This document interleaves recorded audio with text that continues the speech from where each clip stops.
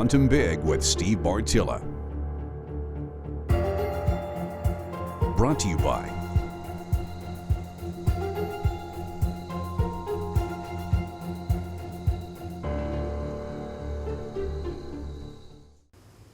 If you've been hunting for a while, you've no doubt heard about Murphy's Law over and over and over and over again, and heck, a whole bunch of people who've never hunted have heard about Murphy's Law as well.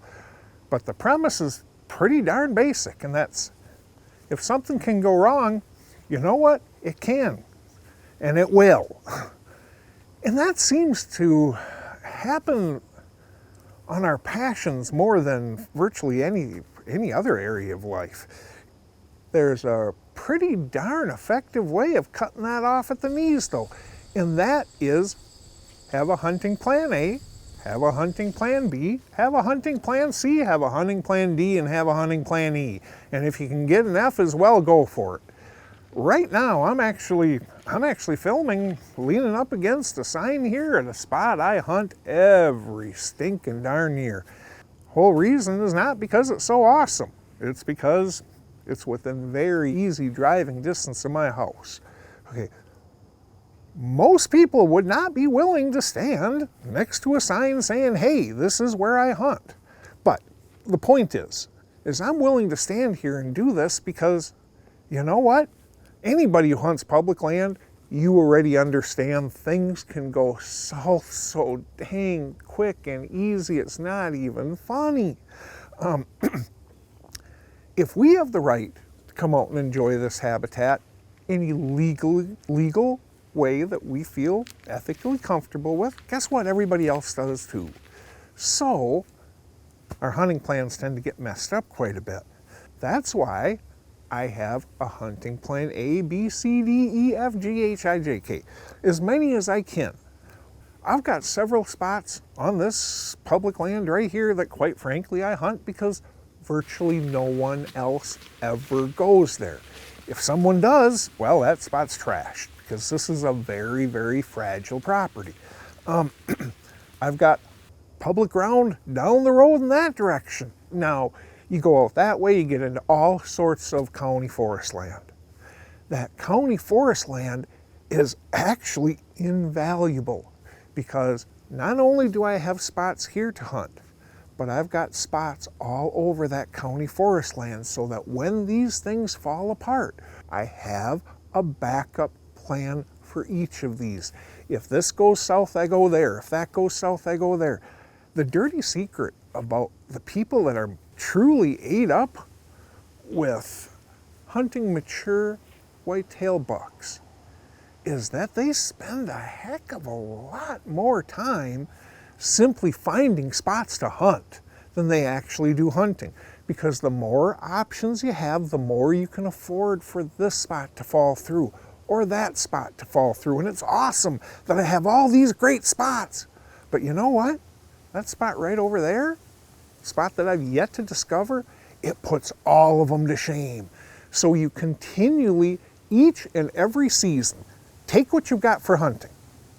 How can I go ahead and give myself more and better options? And the bizarre thing is I don't do it anymore, but for many, many, many, many years I consulted. Part of my gig in consulting was you pay me X amount of money and I have the right to hunt here for as long as I want and kill whatever I want as part of the contract. I almost never took people up on that, but my point is I'm in my home state of Wisconsin. I have got a big handful of outfitters that I can hunt with and a huge handful of private land people. And I do take advantage of some of that. But I still go ahead and hunt public land. I do it for two reasons. One, I enjoy it. And well, actually 3 reasons. I enjoy it, and from a professional standpoint, I have no idea how people think they can stand here and try to help people get more out of their hunting when they've never ever hunted like they have in years and years, if ever at all. So that's part of it as well, the challenging aspects of it.